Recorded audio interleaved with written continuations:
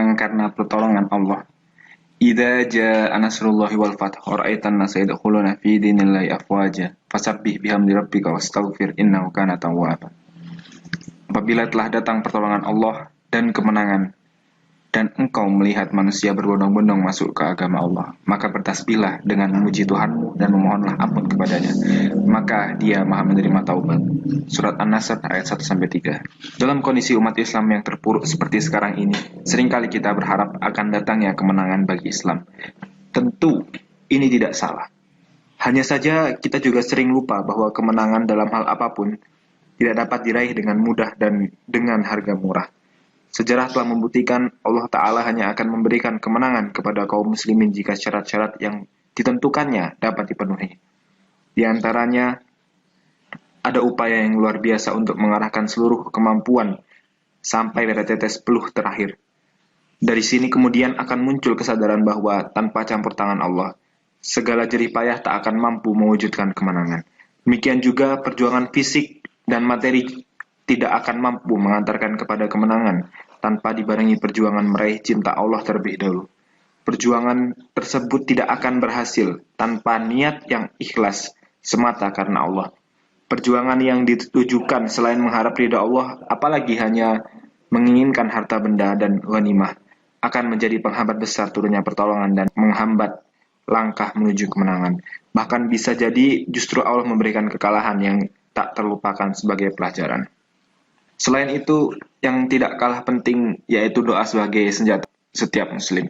Ia harus dipanjatkan dalam setiap tapak petunjuk. Ketika perang Badar, Rasulullah tiada hentinya berdoa, "Ya Allah, kaum muslimin binasa. Tidak akan ada lagi yang menyembahmu di muka bumi ini." Riwayat Ahmad. Doa adalah bentuk pengakuan bahwa Allah lah yang menentukan segalanya. Sekeras dan sebesar apapun usaha manusia, Allah yang memutuskan hasil akhirnya. Doa adalah bentuk kepasrahan sekaligus ketundukan. Dengan doa, orang akan sadar bahwa sehebat apapun manusia tetaplah makhluk yang lemah. Para ulama menjelaskan surat An-Nasr dikenal juga dengan sebutan surat At-Taudi atau perpisahan. Ia dinamakan surat Madaniyah karena turun setelah peristiwa hijrah Rasulullah SAW ke Madinah. Diturunkan sebelum Fathul Makkah. Al-Hafiz Ibnu Hajar dalam kitabnya Fathul Bari menjelaskan berdasarkan hadis yang diriwayatkan oleh Abu Ya'la dari Abdullah bin Umar.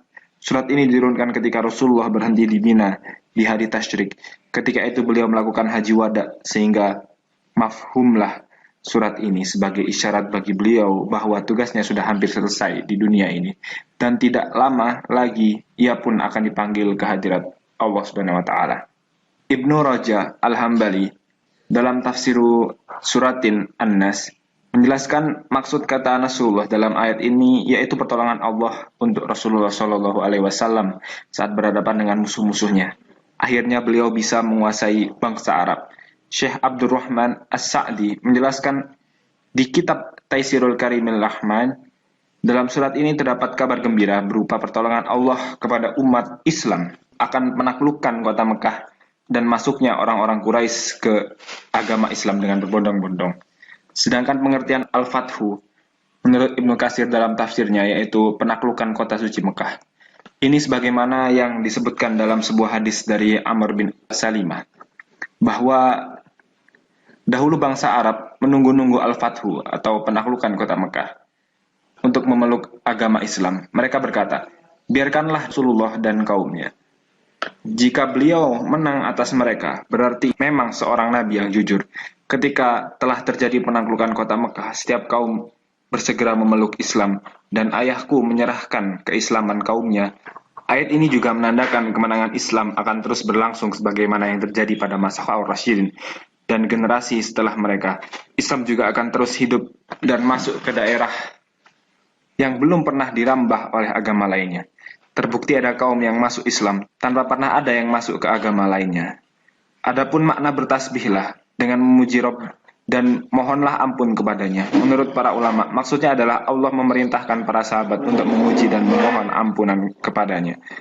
Manakala pertolongan Allah telah tiba dan sudah menaklukkan sebagian wilayah. Sedangkan maksud ayat sesungguhnya Dia adalah Maha menerima taubat, yaitu Allah yang Maha menerima taubat orang-orang yang bertasbih dan memohon ampunan. Dia mengampuni, merahmati, dan menerima taubat orang-orang yang bertaubat.